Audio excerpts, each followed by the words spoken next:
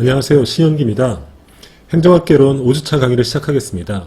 저도 그렇고 여러분도 마찬가지겠지만은 당초 계획은 4월 4주차까지 이제 강의를 온라인 강의를 하는 거였는데 지금 코로나19 사태가 진정이 되지 않다 보니까 이 강의가 7주차 5월 3일까지로 연기됐습니다.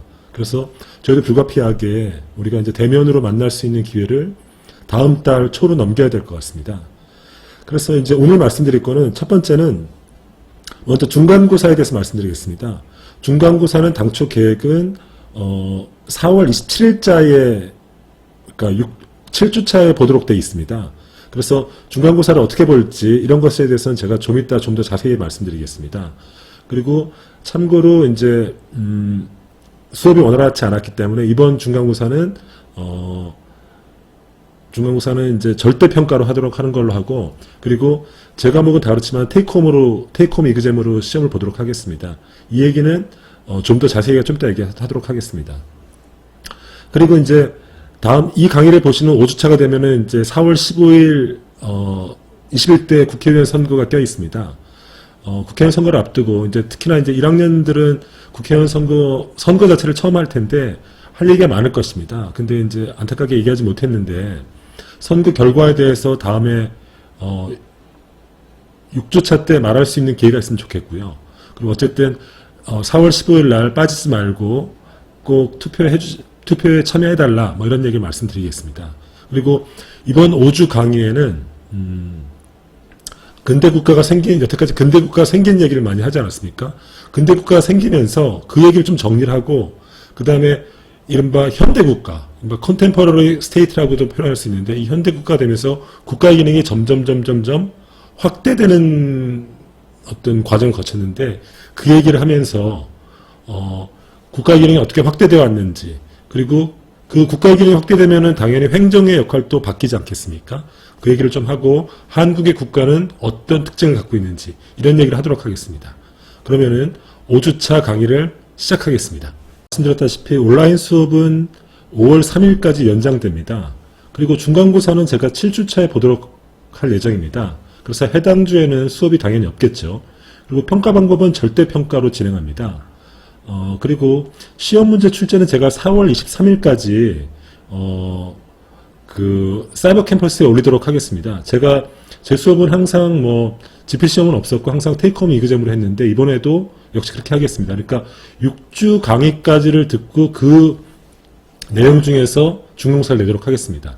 그러면 여러분들은 7주 동안에 답안지를 제출하시면 됩니다. 그래서 답안지를 작성하셔서 5월 3일 자정까지 역시 사이버 캠퍼스 과제란에 제출하시면 됩니다.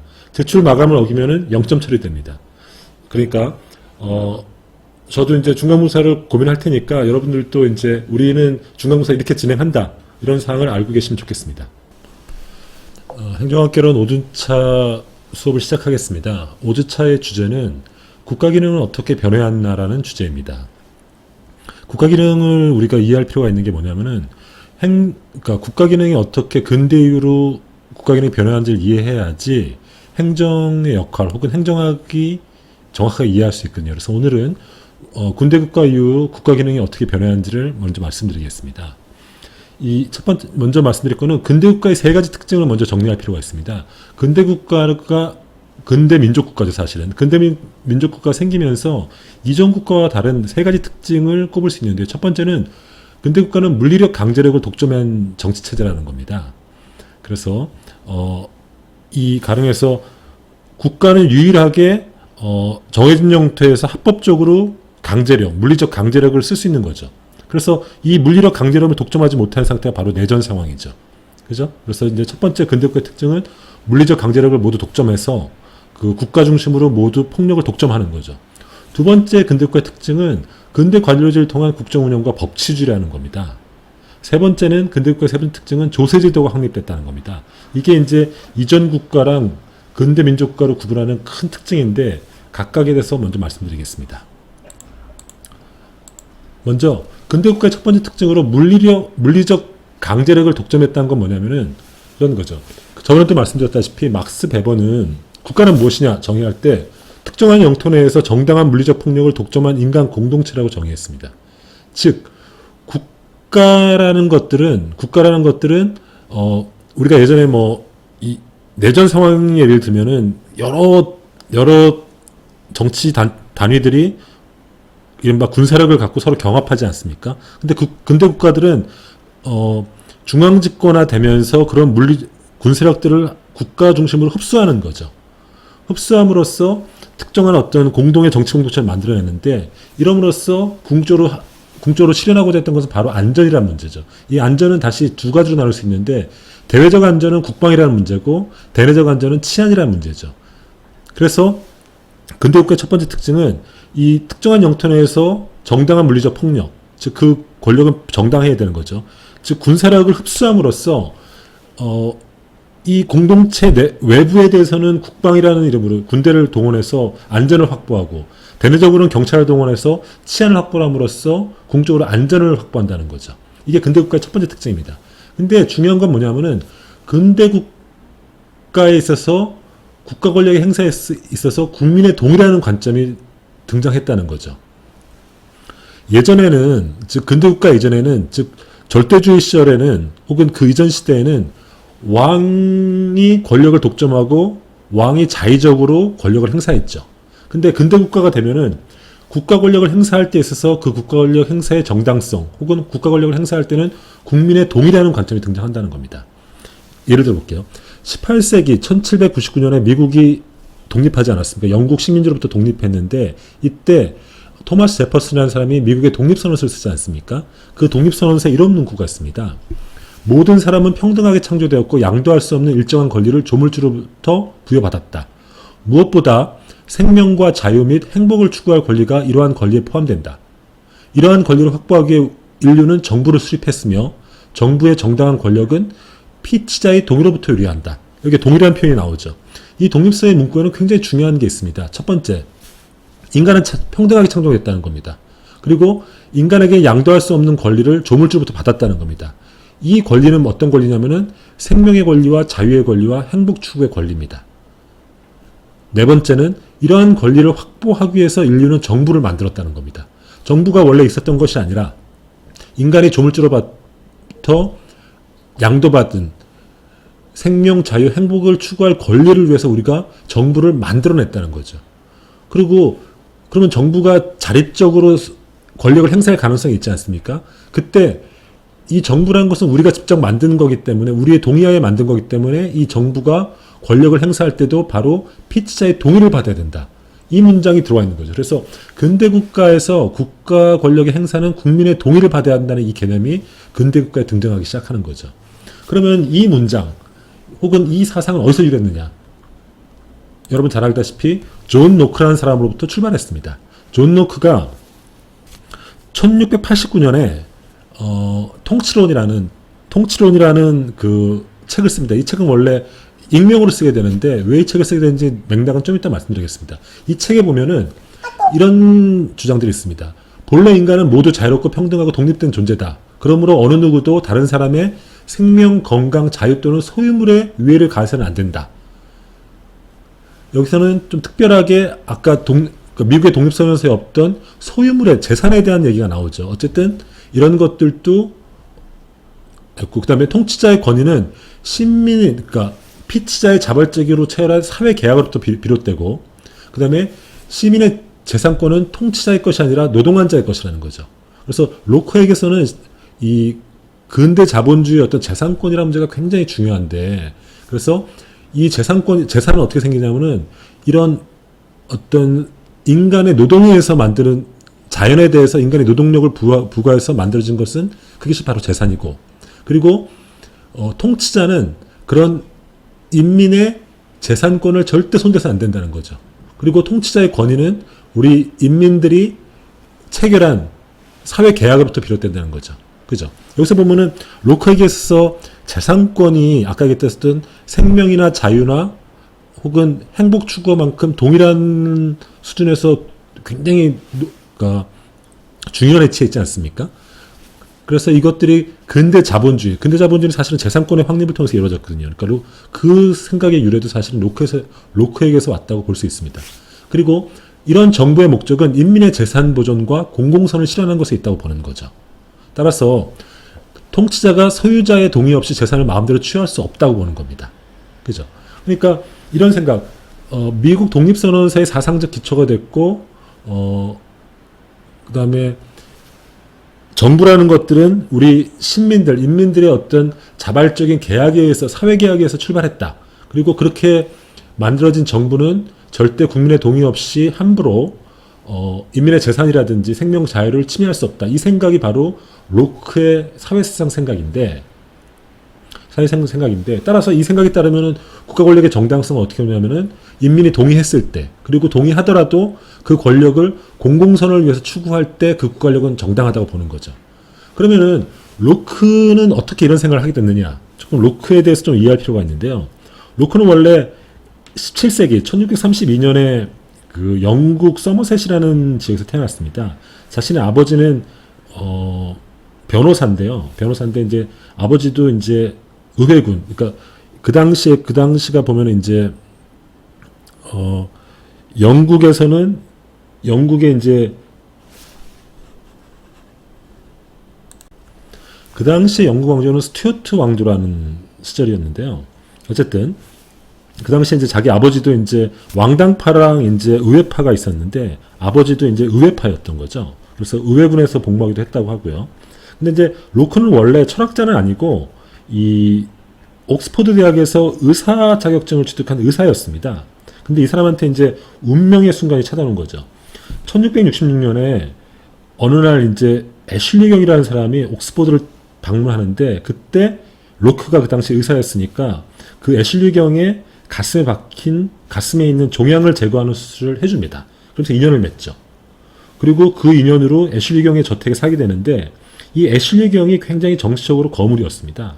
그래서 이 애슐리 경이 한 1672년 정도에 샤프츠베리 백작이 되는데 이 사람이 바로 영국 휘그당의 창립자가 됩니다. 근데 당시 휘그당, 그 영국 스튜어트 왕가는 휘그당과 토리당이 있었습니다.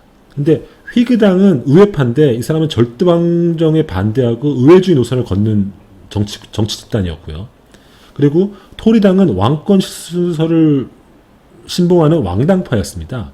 그래서 이 왕당파의 대표는 로버트 필머라는 사람이었는데 이 사람은 왕권 신수를 숭배하는 사람이죠. 그래서 하나님이 모든 신민과 영토를 마음 내키는 대로 하도록 아담의 후손인 통치자에게 줬다. 그러니까 신민은 그런 통치자에게 절대적으로 복종해야 될 의무가 있다. 이런 주장을 펴는 사람이죠. 이에 반해서 휘그당은 그런 왕권 신설을 부정하고 의회가 중심이 돼서 통치해야 된다. 이런 생각을 해서 서로 갈등하는 거죠. 근데 이렇게 이제 로크랑 인연을 맺었던 이제 샤프츠베리 공작이라는 사람이 이런 휘그당의 그 중심 인물이었는데 이 로크 인생에 이제 굴곡이 찾아오는 거죠. 뭐냐면은 이 1681년에 스튜어트 왕가의 찰스 2세라는 사람인데 이 사람이 물러나고 요크 공작이라는 사람이 왕이 되려고 합니다. 근데 요크 공작은 어떤 사람이냐면 이 사람이 카톨릭 신자예요. 근데 이제 알다시피 영국은 헨리 8세 이후로 국교, 성공회를 그러니까 신봉해 왔는데 이 새로운 왕이 요크 공작이 이 사람이 나중에 이제 제임스 2세가 되죠. 이 사람이 카톨릭을 갖고 있으면서 왕이 되면은 이제 이 로마 교황청으로부터의 어떤 내정 간섭이 있을까봐 이 의회파들이 굉장히 싫어합니다. 그래서 샤프츠베리 백작이 반란을 일으킵니다. 반란을 일으키다가 음모가 발각돼가지고 쫓겨나요. 그러니까 로크도 그때 신변의 위협을 느끼고 그 사람과 같이 당시 네덜란드로 망명을 떠납니다. 로크가. 그게 1683년 정도 됩니다. 그리고 이제 요크 공작은 제임스 2세로 이제 왕에 오르고 그 다음에 국교회를 배제하고 카톨릭의 완전한 부활과 의회 없는 전제 정치를 시작하는 거죠. 그러니까 당시 의회 지도자들이 위협을 느끼는 거죠.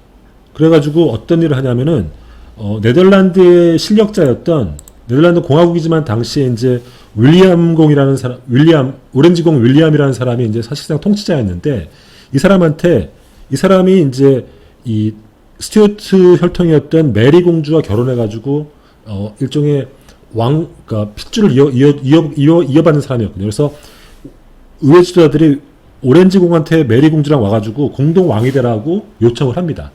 그래가지고 이제 1688년에 오렌지 공과 메리 공이 영국으로 건너오죠. 건너와서 이른바 제임스 2세를 몰아내죠. 이게 그 유명한 이 영국의 명예혁명이라는 겁니다. 그리고 이 명예혁명을 통해서 군주는 군림하되 통치하지 않는다는 근대 입헌 군주제의 대원칙이 확립되는 거죠. 그죠? 그리고 이렇게 명예혁명이 성공하면서 네덜란드에서 망명하고 있던 로크가 같이 메리 공주와 함께 돌아옵니다. 영국으로 돌아오죠. 그리고 돌아오면서 익명으로 쓴 책이 바로 이 통치론이라는 책입니다. 그리고 통치론에 바로 그 아까 자신의 생각, 즉 인민의 권력, 그러니까 국가 권력은 시민들의 그러니까 시민들 사이의 어떤 사회 계약으로 만들어졌고, 국가 권력은 바로 인민의 동의에서 만들어야 되고, 그리고 국가 권력은 인민의 동의에 기반하고 공공성을 추구할 때만이 정당성이 있고, 그리고 국가 권력은 절대 개인의 재산과 생명과 자유를 침해할 수 없다. 이런 생각이 확립이 되는 거죠. 그러니까 존 로크의 이 생각은 국가 권력의 행사는 국민의 동의를 받아야 한다는 생각의 어떤 원천이 됐는데, 이 생각이 영국의 명예혁명, 그 다음에 미국의 독립선언에 사상적 영향을 주는 거죠. 그래서 이 로크의 생각을 토마스 홉스랑 비교해 보면은 이렇습니다. 토마스 홉스는 리바이던이라는 책을 썼는데 그게 1648년 정도에 썼습니다. 존 로크의 통치론은 아까 얘기했듯이 1689년 한 이제 40년 정도의 격차가 있다고 볼 수 있는데, 근데 두 사람의 생각이 전혀 다릅니다. 첫 번째, 두 사람은 둘 다 사회계약론자입니다. 사회계약론자인데 전혀 결론은 다르게 이루어지는데, 일단 토마스 홉스를 보면은 일단은 자연법 상태에서는 일단은 인간은 자기 보존의 욕구가 있다고 봅니다. 근데 자연 상태, 즉 이때 자연 상태는 정부가 없는 상태죠. 이때는 모두가 자기 보존의 욕망이 있기 때문에 자연 상태에서, 국가가 없는 자연 상태에서는 만인에 대한 투쟁이 이루어진다고 봅니다. 그래서 사람은 자신의 생명을 보존을 하기 위해서 자신이 갖고 있던 권력을 어떤 절대 권력자, 즉 리바이던에게 양도한다는 거죠. 그 과정에서 정부가 탄생한다고 봅니다. 그리고 우리는 그 절대 권력자에게 권력을 양도한 대가로 생명과 안전을 지킬 수 있는 거죠. 아까 근대국가가 얘기했던 그 시큐리티라는 문제를 지킬 수 있는 거죠. 따라서 이 절대 권력에 대해서는 우리는 저항할 수 없습니다. 그리고 이것은 정치적으로 아까 얘기했던 토리파의 입장이었던 왕권 신수설로 이어지는 거죠. 그죠? 자연 상태에서 우리는 만인과 만인 간의 투쟁의 상태니까 생명의 위협을 항상 느끼죠. 그러니까 우리는 절대자에게 우리의 모든 권력을 양도하고 대신 생명의 안전을 얻는 거죠. 그리고 우리는 그 절대 권력에 대해서 저항할 수 없죠. 그리고 이것은 그 당시에 스튜어트 왕가의 절대 왕정을 옹호하는 정치적 인으로 나아든 거죠. 반면에 존 로크는 토마스 홉스랑 완전히 다르죠. 아까 얘기했듯이 자연법 상태에서 인간이 지켜야 할 도덕과 의무를 갖고 있는 존재로 봅니다. 그리고 자연 상태, 토마스 홉스에 의해서 자연 상태는 만인의 투쟁과 같은 전쟁 상태였지만은 존 로크는 그렇게 혼란스럽진 않다고 봅니다. 인간이 이성적으로 평화롭게 공존하는 상태라고 보죠. 하지만은 여전히 인간은 욕망의 존재니까 일정하게 혼란이 발생하죠. 그래서 어떤 질서를 요구하고 어떤 안전을 요구하게 되는데, 그래서 자연권의 일부를 양보하게 됩니다. 아까 토마스 홉스는 우리가 갖고 있던 자연권을 모두 양도한다고 했는데 존 로크는 일부만 양도하는 거죠. 그 일부는 집행권만 양도하는 겁니다. 즉 궁극적인 권리는 우리 인민들에게 있고, 다만 정부는 인민들이 결정한 사항을 집행하는 권한만 갖게 되는 거죠. 그죠? 그리고 그때 정부는 권력을 행사할 때도 인민의 동의를 받아야 되고, 그리고 공공성을 추구할 때만이 정당하다고 생각하는 거죠.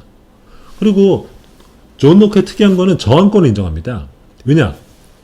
국가라는 것들은 우리가 사회계약을 통해서 일정의 권력을 양도한 것이기 때문에 이 계약을 깨면은, 즉 인민의 동의라든지 공공선 추구라는 국가 그 계약을 깨면은 인민들이 저항해서 그 정부를 무너뜨릴 수 있다는 그 이른바 저항권을 인정하죠.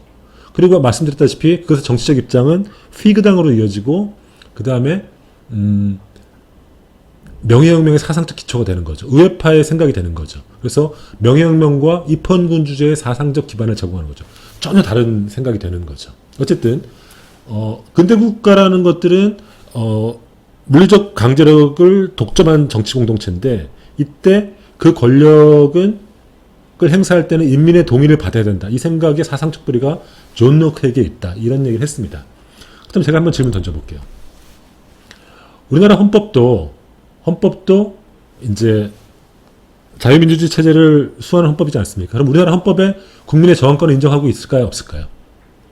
우리 헌법도 멀게는 존 로크로부터 영향을 받았다고 볼 수 있습니다.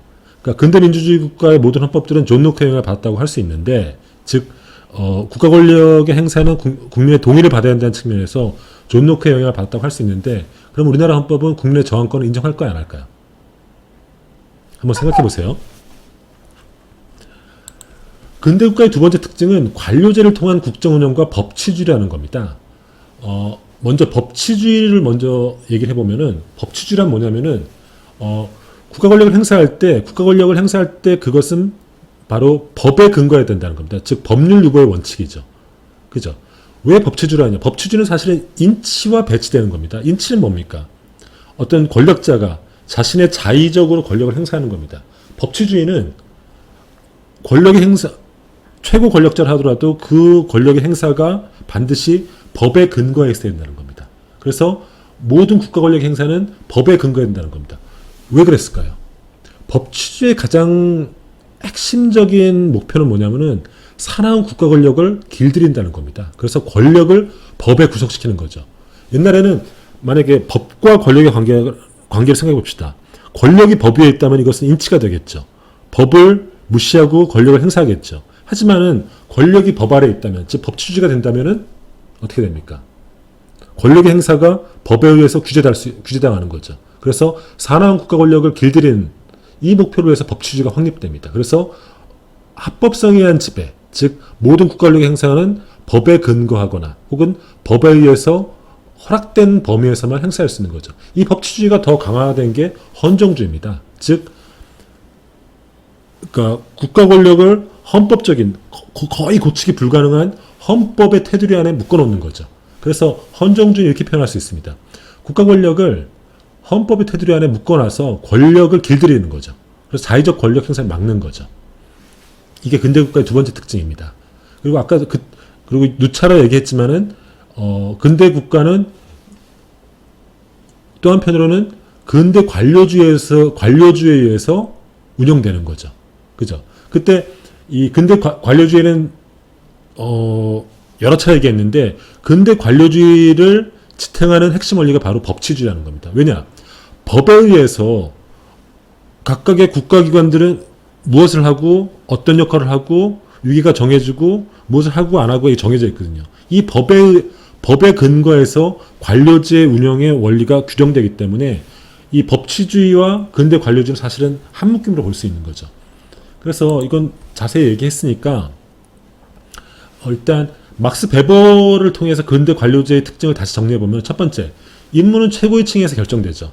두 번째, 조직마다 관할 범위가 정해져 있고 업무의 범위는 법에 의해서 규정됩니다. 세 번째, 고위층일수록 더 많은 권위를 가지며 상명하복의 원칙을 따릅니다. 세 번째, 업무 관리는 문서로만 이루어지고 그 문서는 조직의 기록으로 남도록 되어 있습니다. 다섯 번째, 업무는 전문가에 수행됩니다. 여기서 전문가라 캐리어 익스퍼트는 시험을 통과한 전문가죠. 여섯 번째, 업무는 반드시 법과 규정을 따른다는 거죠. 이 법과 규정을 따른다는 게 바로 법치주의라는 겁니다. 그러니까 근대 관료주의는 사실은 법치주의와 한 몸이라는 거죠. 그러니까 근대 관료주의가 정당하고, 그것이 정당하고 그 근거는 바로 법에 의해서 운영된다는 것에서, 즉 그 법적 정당성으로부터 근대 관료주의 통치의 정당성이 나오는 거죠. 그래서 그때도 말씀드렸다시피 근대 이전의 관료주의는 직위와 개인이 분리되지 않는 거죠. 나의 신분에 의해서 절대주의 왕조 시절에 공적 지위, 즉 관료적 직위는 개인의 신분이었죠. 내가 귀족이기 때문에 그 신분을 갖는 거고, 그리고 그 신분은, 그 관료제의 직위는, 공적 직위는 세습도 가능했습니다. 그죠? 근데 근대 관료제가 되면은 직위와 개인이 분리되죠. 그리고 내가 그 직위를 하는 것은 법에 의해서 정해져 있고, 나는 이 직위를 하기 위해서 시험이라는 관문을 통과해야 되는 거죠. 그죠? 그리고 내가 이 정년을 하더라도 이 직위가 무엇을 할지는 정해져 있는 거죠. 그래서 이 직위와 개인이 분리되고, 내가 이 직위를 하기 위해서는 시험을 통과해서 이 직위를 할 수 있는 권리를 얻는 거죠. 즉 공무원이 되는 거죠. 그리고 이 직위가 무엇을 할지는 법으로 정해진다는 거죠. 그죠? 이게 이런 어떤 법치주의와 그 법치주의에 기반한 근대 관료주의에 의한 통치, 이게 근대 국가의 두 번째 특징입니다. 근대 국가의 세 번째 특징은 바로 조세제도가 확립됐다는 겁니다. 조세제도가 확립됐다는 것은 굉장히 중요한 의미가 있습니다. 왜냐하면은 국가 운영에 대한 필요한 물질적 토대를 확립했다는 거죠. 조세제도란 건 뭐냐면은 국민으로부터 국가 운영에 필요한 어떤 재원이 필요하지 않겠습니까? 그 재원을 세금으로 거둘 수 있게 됐다는 거죠. 그죠?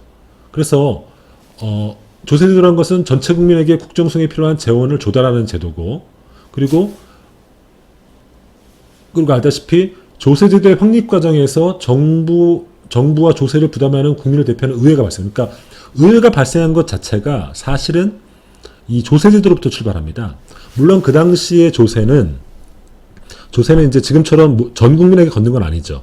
여기 왼쪽 그림을 보시면은 이게 뭐냐면은 이 조랑과 영국 귀족 사이에 협정을 맺는 겁니다. 이게 그 유명한 마그나 카르타 협정입니다. 이 협정은 뭐냐면은 조랑이 전쟁을 수행하는 과정에서 전쟁에 필요한 재원을 마련하기 위해서 귀족들에게 돈 좀 내, 이렇게 된 거죠. 그러니까 귀족들이 짜증나는 거죠. 왜냐하면 왕의 전쟁을 치르는데 내가 군사력을 동원하는 것도 힘들어 죽겠는데 돈까지 내라는 거 힘든 거죠.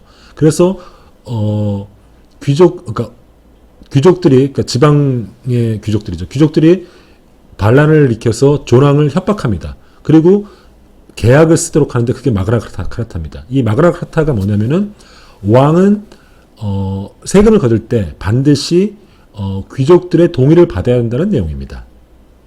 그리고 이런 왕권에 대항하는 이 귀족들의 어떤 연합체, 이게 바로 영국식 의회, 근대 의회의 어떤 뿌리라고 할 수 있는 거죠.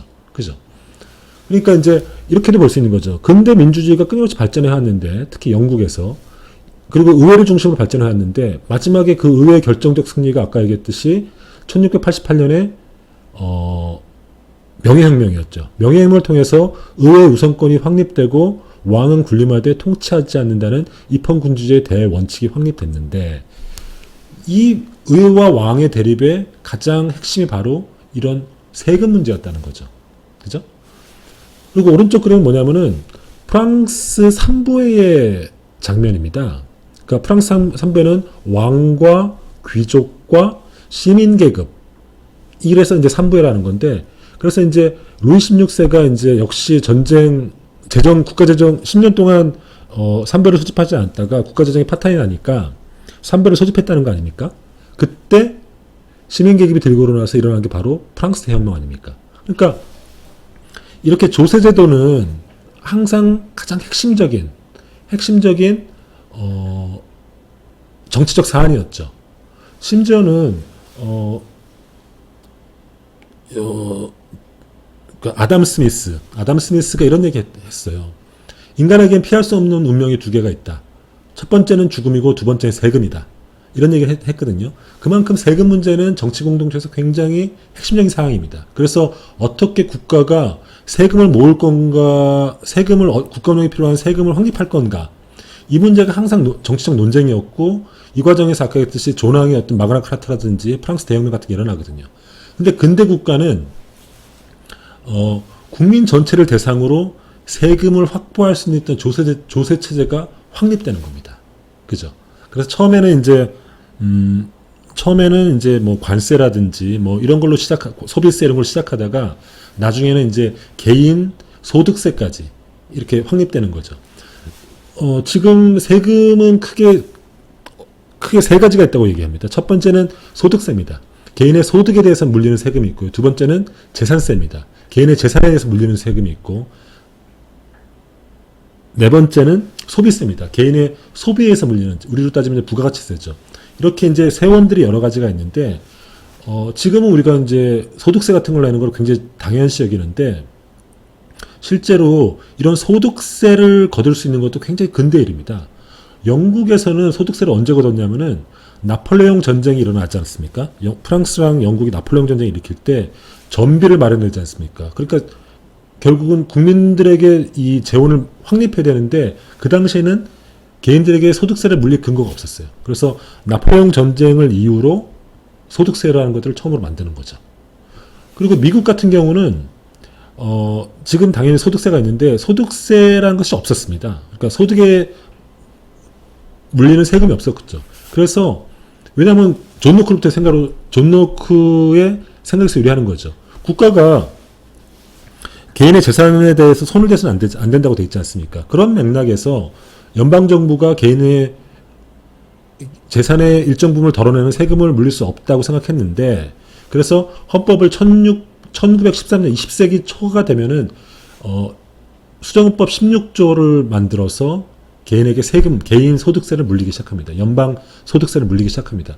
이런 것처럼 근대 국가에서는, 그러니까 전 역사를 통해서 이제 세금 문제가 항상 핵심이었는데, 근대 국가는 이 전 국민을 대상으로 세금을 걸 수 있는 조세 등 제도를 확립했다는 게 근대 국가의 세 번째 특징입니다. 왜냐? 이건 어떤 의미가 있냐면은 세금을 통해서 국가의 공공행정 서비스를 할 수 있는 재원을 마련했다는 거죠. 그리고 또 한편은 어떤 의미가 있냐면은 국민은 국가에 세금을 내므로써 그 세금을 낸 것에 대한 어떤 권리, 즉 내가 이 국가에다가 세금을 냈으니까 나는 그만한 어떤 공공행정 서비스를 받을 권리가 있다는 이 계약관계가 성립되는 거죠. 그래서 이런 전 국민을 대상으로 한 조세 제도가 확립됐다는 것은 근대 국가의 세 번째 특징으로 얘기할 수 있습니다. 그래서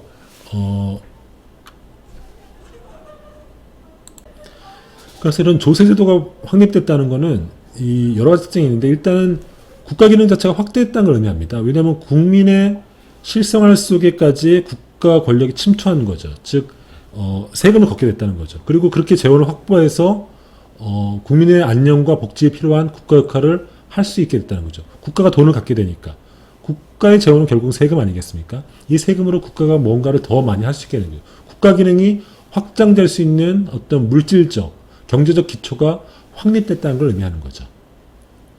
그래서 이 세금에 대한 얘기는 나중에 좀 더 자세하게 얘기하도록 하겠습니다. 이런 식으로 세 가지 특징, 즉 근대 국가는 첫 번째, 물리적 강제력을 독점했고 그 과정에서 국가 권력의 행사는 국민의 동의에 기초한다. 이 원칙이 확립됐다는 거고, 두 번째는 법치주의와 근대 관료제를 통해서 국가를 운영한다. 세 번째는 국민 전체를 상대로 조세 제도를 확립함으로써 국민 생활에 깊숙이 파고들고 또 국민들에게 필요한 행정 서비스, 공공 서비스를 할 수 있게 됐다. 이게 근대 국가의 세 가지 특징이라고 할 수 있습니다. 근데 근대 국가가 확립되는데 국가 기능이 사실은 시간이 지나면서 점점 확대됩니다. 그래서 먼저 첫 번째 근대 국가 확립될 때는 최소주의 국가로 출발합니다. 이때 국가 역할은 뭐냐면은 치안과 국방만 하는 거죠. 아까 얘기했듯이 시큐리티, 즉 안전만 하는 거죠. 그래서 이런 국가를 경찰 국가로 합니다. 국가는 국민의 안전 영역만, 즉 대외적으로는 국방이고 대내적으로는 치안인데 이것만 해주고 경제 영역에서는 절대 개입하지 마라. 이게 사실 알고 보면 이제 시장에서의 자유를 요구하는 게 근대 부르주아의 정치적 요구 아니었습니까? 그러니까 시장에서는 부르주아들이 열심히 경제활동해서 부를 축적할 테니까 국가는 이 재산권과 안전만 지키면 된다. 이런 식의 국가관이 확립했죠. 이게 이른바 최소주의 국가라는 겁니다. 최소주의 국가. 그리고 그 시장에서는 이른바 아담 스미스, 오른쪽에 있는 사람이 아담 스미스인데, 즉 아담 스미스의 유명한 보이지 않는 손이 있는 거죠. 시장은 인간의 자생적 질서니까, 그리고 보이지 않는 손에 의해서 이 조정이 되니까 국가는 시장 영역에 개입하지 말라는 거죠. 그래서 근대 국가는 성립하면서 이런 최소주의 국가로 출발합니다. 근데 예외가 있습니다. 이때 이제 아담 스미스가 봤던 근대 국가는 이제 영국 같은 선진 국가였는데 이 후발 국가들은 국가가 인위적으로 경제력에 들어오죠. 그 대표적인 나라가 독일과 미국 같은 나라입니다. 왜냐하면은 산업혁명이 시작됐을 때 선진국들은 영국이나 프랑스였죠. 이들은 산업화가 앞서갑니다. 근데 그러니까 독일 같은 경우는 프로이센에서 늦게 통일됐죠. 그러니까 19세기 후반부터 통일됐고 그 이후부터 국력이 확장됐으니까 이른바 산업화가 뒤진 거죠. 그리고 오른쪽에 있는 사람은 알렉산더 해밀턴이라는 이제 미국의 파운더 중에 하나입니다. 이제 뉴욕, 그러니까 미국이라는 나라가 식민지 전쟁을 할 때 뉴욕주 대표였던 사람인데 이 첫 번째 재무장관을 했던 사람이고 지금 미국 달러 20달러 지폐인 얼굴이 있는 사람입니다.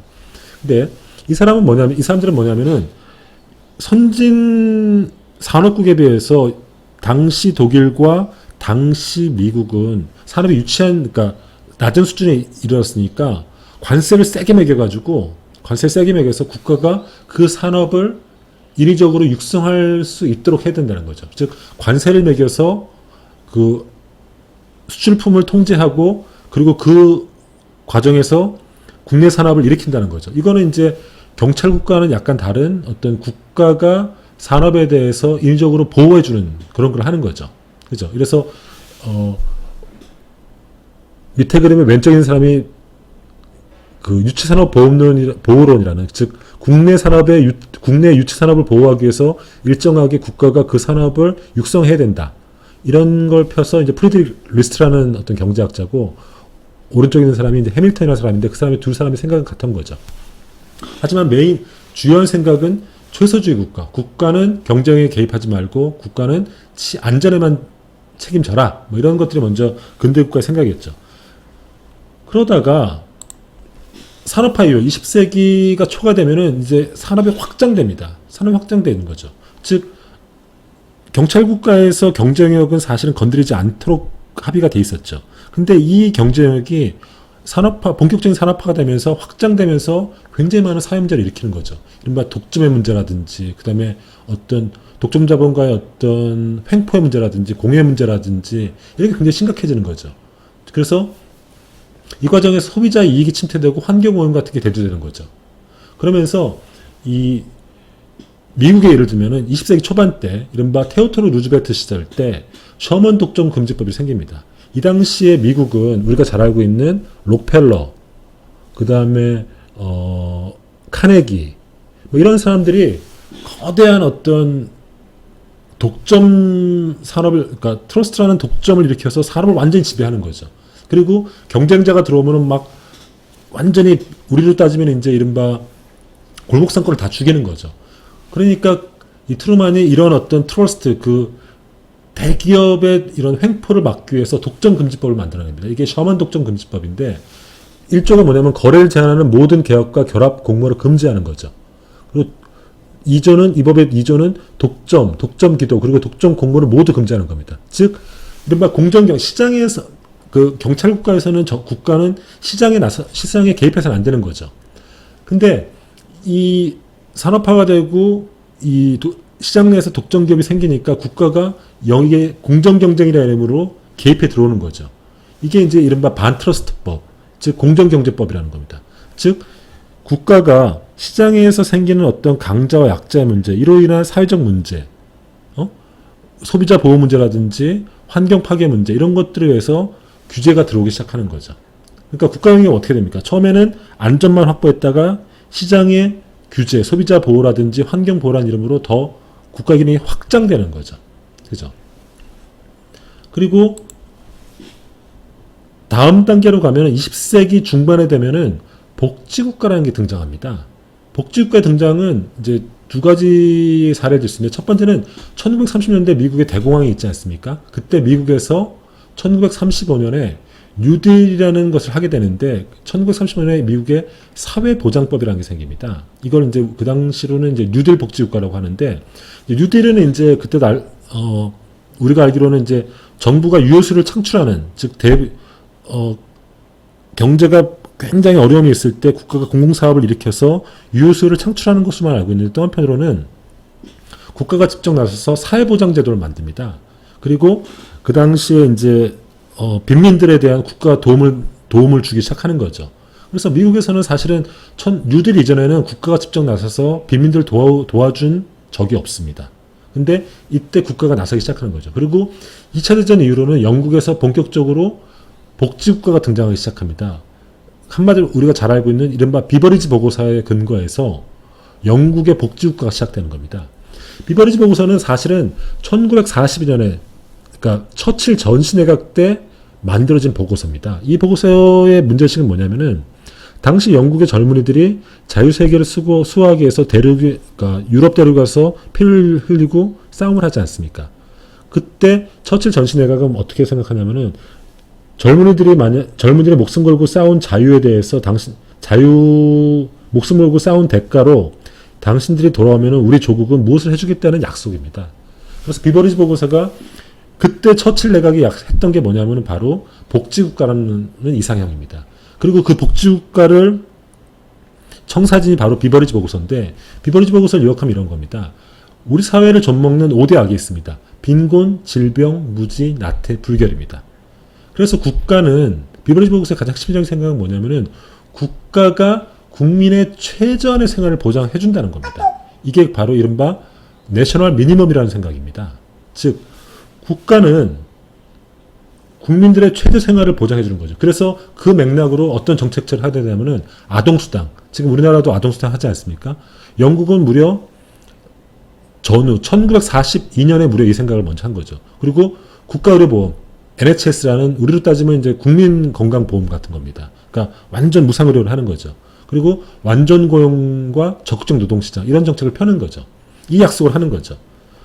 그리고 전쟁이 끝나고 1945년에 총선을 하게 되는데, 그때 처칠이 전쟁 영웅인데 이겼을 것 같은데 총선에서 집니다. 그리고 노동당이 집권하는 거죠. 처칠은 보수당이었거든요. 그러면서 노동당이 집권하면서 가족수당, 국민보험, 국민산업재해, 국민보건서비스, 아까 해서 NHS, 국민부조, 아동법 이런 게 제정되는 거죠. 그러면서 국가가 복지국가로 변모하게 되는 거죠. 이거는 굉장히 중요한 의미가 있습니다. 처음에 경찰국가에서는 안전만 지키지만은 안전을 지키는 거죠. 그 다음에 아까 했듯이 규제국가 때는, 20세기 초반의 규제국가 때는 산업영역에서 일어났던 독점 문제라든지 환경 파괴 문제를 국가가 규제에 들어오는 거죠. 경제 규제, 공정 경쟁을 위해서 경제를 규제하고, 환경보호 같은 거에서 사회 규제 같은 걸 하는데, 하지만 개인의 삶에 대해서는 그냥 개인에 맡겼습니다. 근데 비버리지 보고서에서 볼 수 있듯이 국가가 직접 국민의 최저한의 생활을 보장해준다는 약속을 하는 거죠. 이건 뭐냐면은 국가가 개인 생활에 깊숙이 들어와 있는 거죠. 그죠? 존 노크의 생각부터 생각해봅시다. 존 노크는 뭡니까? 국가는 우리가 사회계약을 통해서 우리가 자연권의 일부를 양도한 것이었지 않습니까? 그러니까 국가는 우리의 재산만 지키면 되는 거였었어요. 나머지는 우리가 알아서 한다고 했었어요. 근데 점점 국가가 경찰국가에서 출발해서 규제국가로 이제는 개인의 삶까지 확보해주는 복지국가로 확장되는 거죠. 이거는 뭐냐면은 근대 국가의 기능과 역할이 점점 확대됐다는 걸 의미하는 거죠. 이 기능을 한번 봅시다. 이걸 보면 국가의 기능과 역할이 어떻게 확장되는지 알 수 있죠. 처음에는 국가는 핵심 기능만 합니다. 안전을 지킨다는 경찰국가라는 거죠. 최소주의 국가. 그러다가 독일이라든지 혹은 미국 같은 어떤 그러니까 후발 산업 국가들은 국가가 이제 유치산업을 보호한다는 명분으로 경제발전에 일정한 역할을 하는 거죠. 근데 20세기 초반에 되면은 국가가 시장에 직접적으로 개입하기 시작하죠. 규제정책을 갖고. 그 다음에 환경보호 같은 환경 파괴에 대처하기 위해서 사회규제 같은 걸 하는 거죠. 그죠? 소비자 보호 이런 거 명목으로. 그리고 20세기 중후반이 되면은 국가 기능은 국민의 그러니까 내셔널 미니멈 국민 생활의 최소 수준을 보장하기 위해서 국민 생활 깊숙이 들어오는 거죠. 그죠?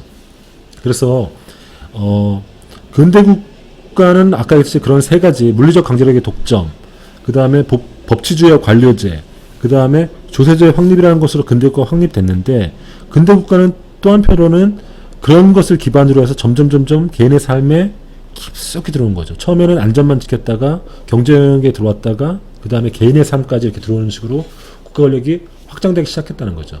이것이 행정에 갖는 의미가 뭐냐?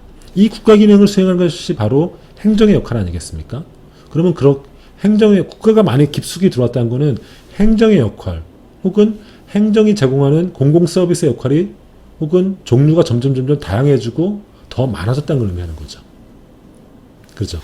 그래서 국가가 어디까지 할 수 있는가, 무엇까지 할 수 있는가는 사실은 국가 역량과 국가 철학에 좌우됩니다. 무슨 말인가 하면은 국가가 국민의 어떤 복지 기능, 그러니까 국민의 최소한의 삶을 보장해 주겠다라고 하더라도 국가가 그럴 만한 역량, 즉 그런 복지 국가를 강화하려면 국민으로부터 세금을 걷어야 되고 조세 기반이 탄탄해야 되는데 그게 이제 일종의 국가 역량이거든요. 그런 게 없으면 이제 국가 기능을 거기까지 최소한의 생활을 보장 못 해주는 거죠. 국가 철학은 또 뭐냐면은 국가가 복지 국가를 할 수 있는 충분한 어떤 재원이 있다고 하더라도 만약에 국가가 그렇게 개인의 삶에 깊숙이 들어오는 것은 개인의 자율성, 로크가 생각했던 그런 자유로운 개인의 자유로운 삶을 방해하는 것이라는 어떤 굉장히 어떤 자유지상주의적인 생각을 갖고 있다면은 국가가 복지국가까지는 하지 않겠죠. 그러니까 국가 기능이 확대되는 거는 이제 큰 경향이긴 하지만은 실제로 이런 기능까지 하게 되는지 여부는 국가에 갖고 있는 역량과 국가의 철학에 의해서 좌우된다는 얘기인 겁니다. 그렇다면은 한국의 국가는 어떤가라는 문제를 한번 생각해 보시죠. 근대 국가는 제가 말씀드렸듯이 이렇게 국가 기능이 확장되는 과정을 겪어왔습니다. 그럼 한국의 국가는 어떠냐? 한국의 국가는 한마디로 얘기하면은 국제정치학계 혹은 그 세계 학계에서는 한국, 그 다음에 일본도 마찬가지죠. 일본, 그 다음에 대만, 혹은 뭐 싱가포르, 뭐 이런 국가들이 이른바 발전 국가라고 얘기합니다. 그러니까 Developmental State라고 하는데 이 PPT 한번 오른쪽 그림 한번 보시죠. 이 녹색 선은 이른바 남한의 GDP입니다. 그러니까 달러 환산한 GDP죠. 그리고 빨간 선은 북한의 GDP입니다. 보시다시피 1974년까지는 북한과 남한의 GDP가 거의 대동소이합니다. 그러다가 74년 이후부터 한국의 GDP는 치솟기 시작해서 이제 지금은 북한과 비교가 될 수 없죠. 북한은 전 세계에서 가장 빈곤한 나라가 됐고 그 다음에 한국은 세계경제 10위권의 경제 대국이 됐습니다. 그리고 우리가 초반에 얘기했듯이 좋은 정부랑 무엇인가 얘기할 때 한국과 북한의 사례를 얘기하면서 정부의 차이가 이런 차이를 만들었다고 얘기하지 않았습니까? 세계 정치학회에서도 학계에서도 이게 궁금한 겁니다. 도대체 한국이라는 나라는 어떤 나라냐? 지금 코로나19로 한국의 방역체제가 관심 받듯이 한국의 눈부신 경제발전, 이른바 한강의 기적을 보면서 한국이라는 나라를 굉장히 궁금해한 거죠. 그러면서 이름 붙여진 게 바로 발전국가라는 겁니다. 한국의 국가 성격은 바로 발전국가라는 거죠. 발전국가의 특징이 뭐냐면은 이렇게 얘기할 수 있습니다. 수출지향적 산업활동에서 국가가 경제성장을 주도합니다. 그리고 이때 경제성장의 목표는 선진국을 따라잡는 겁니다. 그래서 국가가 개입하는 거죠. 그리고 수요 측면에서는 신증상주의적 관리, 즉 정부가 높은 관세를 통해서 외국의 수입품이 들어온 걸 막습니다. 그리고 국가가 또 한편으로는 국내 노동 운동을 탄압함으로써 저임금 노동을 공급해 주는 거죠. 그리고 국민들에게 저축을 장려해가지고 자본을 축적해서 그 산업에 돌리는 거죠. 그리고 국가가 될 수 있으면 복지를 더 적게 합니다. 복지는 경제성장 이후에. 그리고 그래서 재벌을 키우는 거죠. 그리고 재벌이 새로운 산업에 진출할 때 자본이 필요하지 않습니까? 그러면 국가가 나서서 그 금융의 팔을 비틀어서 이른바 관치금융이죠. 아주 싼 가격으로 이 재벌에다가 산업에다가 돈을 대주는 거죠. 그래서 국가가 최전방에 서고 재벌이 그 뒤를 따르고 그리고 국가는 그 금융의 팔을 비틀어서 즉 관치금융을 통해서 이 재벌에게 돈을 대주면서 경제를 발전하는 이 모델인 거죠. 그래서 이렇게 발전한 국가를 발전국가라고 하는 거죠. 그죠? 그래서 한국 국가는 서구와는 약간 다른 거죠. 아까 얘기했던 것은 이제 근대 이후에 보편적인 국가 발전사를 얘기했고 한국의 국가는 1945년 독립 이후로 1448년 국가 대한민국 정부가 수립하지 않습니까? 그 이후의 국가였는데 한국 국가는 박정희 대통령이 집권한 이후로 전형적인 발전 국가, 이런 식의 발전 국가, 즉 국가가 앞장서고 기업이 뒤따르고 관치금융을 통해서 국가가 재벌을 인위적으로 키우는, 산업을 인위적으로 키우는 이런 식의 모델로 발전했다고 보는 거죠. 이런 국가를 발전 국가라고 한다는 거죠. 그래서 한국이 이런 발전 국가의 모델입니다. 그러면 이런 발전 국가는 왜 성공했느냐? 세계학계에서는 두 가지 요소를 뽑습니다. 첫 번째는 국가 능력입니다. 이때 국가 능력은 뭐냐면은 탁월한 관료제입니다. 즉 한국은 모든 독재의 국가가 다 이렇게 발전 국가처럼 한국처럼 발전하지 못하는 거거든요. 그러면 왜 유독 한국은 발전했느냐? 첫 번째는 국가 능력이라는 요소입니다. 즉 이때 국가 요소는 두 가지 요소인데 하나는 안정된 정치 리더십, 박정희로 대표되는. 두 번째는 탁월한 행정 관료, 우리 공무원들의 탁월한 능력이 있었다는 거죠. 두 번째는 국가 자율성이라는 개념입니다. 즉 국가 자율성이란 뭐냐면 국가는 기본적으로 여러 사회 집단들의 어떤 이권 다툼의 장이 될 수 있습니다. 즉 사회 영역에서 힘이 센 집단들, 지금으로 따지면 재벌이라든지 혹은 어떤 토착 어떤 지주 세력들이죠. 이들이 자신의 이익을 위해서 국가 권력을 이용할 수 있죠. 자기한테 유리한 법을 만들거나 자기에게 유리하도록 관행을 고치거나 이렇게 할 수 있는데 한국 국가는 그런 사회 세력으로부터 굉장히 자율성을 확보해가지고 그들에 의해서 왜곡되지 않았다는 거죠. 그래서 국가 목표를 그들의 영향력을 차단하고 사회의 지배적인 세력으로부터 영향을 차단하고 국가 목표를 설정해서 거기로부터 일관되게 계획을 추진할 수 있었다는 거죠. 이게 국가 자율성 개념입니다. 그러니까 한국의 발전 국가는 그런 탁월한 정치 리더십과 관료 능력, 그 다음에 사회 세력부터의 어떤 자율성, 이것이 보장됐기 때문에 눈부신 경제 성장을 할 수 있었다는 거죠. 이게 이제 세계 학계에서 보는 한국 국가에 대한 규정입니다. 그럼 이 문제를 한번 생각해 보십시오. 발전 국가라는 것들은 한국, 대만, 싱가포르 이런 나라들이 대표적인데, 즉 20세기 후반에 눈부신 경제 발전을 했던 나라인데, 이 그림 보면은 왼쪽에 있는 사람이 이관유라는 싱가포르 총리였던 사람이고, 오른쪽은 김대중이라는 우리나라 대통령입니다. 근데 이 두 사람이 둘 다 발전 국가의 지도자였죠. 근데 IMF 이후가 97년에 우리나라가 IMF가 일어났지 않습니까? 그때 이제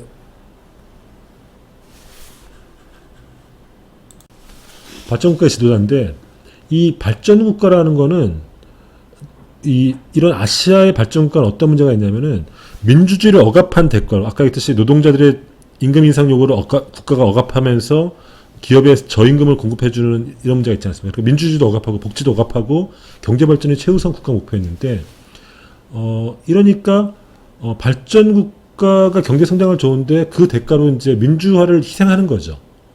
그래서 리관유 같은 사람은 이렇게 얘기합니다. 발전 국가라는 거라는, 아시아는 이런 발전 국가이기 때문에 이런 목표를 위해서는 민주주의를 일정하게 억압할 수 있다. 즉 아시아적 가치라는 걸 내세우면서 민주주의는 서구적 개념이니까 우리는 아시아적 가치 속에서 그런 일정하게 서구적 민주주의를 유보할 수 있고 아시아적 가치를 추구한다, 이런 식의 주장을 펼칩니다. 근데 이에 대해서 이 김대중이라는 우리 사람은 이렇게 얘기하는 거죠. 아시아적 발전국가, 그리고 그 발전국가를 통한 경제성장과 민주주의는 같이 양립할 수 있다, 이런 주장을 펼치는 거죠. 그리고 이 둘 간의 논쟁이 이 미국의 외교잡지인 포린 어페어에 실립니다. 그래서 먼저 리관유가 아시아적 가치에 근거해서 문화는 아시아적 가치에 근거해서 서구적 민주주의는 그러니까 아시아적 국가에 맞지 않다 주장을 하니까, 김대중이 민주주의와 경제성장과 민주주의는 양립할 수 있고, 민주주의라는 것들은 서구적 개념이 아니라 인류 보편의 가치다, 이런 식의 논쟁을 합니다. 어떻습니까? 여러분 어떻게 생각합니까? 한국의 경제 발전은 이른바 발전국가 모델을 통해서 이루어낸 겁니다. 근데 이 발전국가를 통해서 경제성장을 이룬 건 좋은데 그 과정에서 우리가 민주화를 희생했죠. 그리고 노동자들의 권리도 억압하고 민주화도 억압하고 복지도 성장 경제가 충분히 잘 산 다음에 하자고 이렇게 했죠. 그러면은 우리 경제 발전 과정에서 민주주의와 경제 성장은 양립할 수 없는 걸까요? 리콴유의 생각이 맞습니까? 김대중의 생각이 맞습니까? 이 문제를 한번 생각해 보십시오. 그리고 참고로 한국의 발전국가는, 한국의 경제성장을 이끌었던 발전국가는 1997년 IMF 경제위기를 맞으면서 이미 끝났다고 생각합니다. 이제 그 모형의 유효성은 끝났다고 생각합니다. 이제 한국은 더 이상 발전국가 아닌 거죠. 어쨌든 이런 논란이 있었습니다. 지금까지는 이제 근대 국가의 세 가지 특징, 그 다음에 근대 국가의 세 가지 특징에 기반해서 국가의 기능, 역할이 어떻게 확장되어 왔는지, 그래서 경찰국가에서 규제국가에서 복지국가까지 어떻게 확장되어 왔는지, 그리고 한국의 국가의 특징으로서 발전국가라는 문제, 그리고 발전국가에서 경제성장과 민주주의는 양립할 수 없는지, 뭐 이런 주제에 대해서 말씀드렸습니다. 오늘은 이번 5번째 수업은 여기까지 마치고요. 다음 여섯 번째 시간에는 정책학에 대해서 강의하도록 하겠습니다. 그러면 5번째 수업은 이것으로 마치도록 하겠습니다. 수고하셨습니다.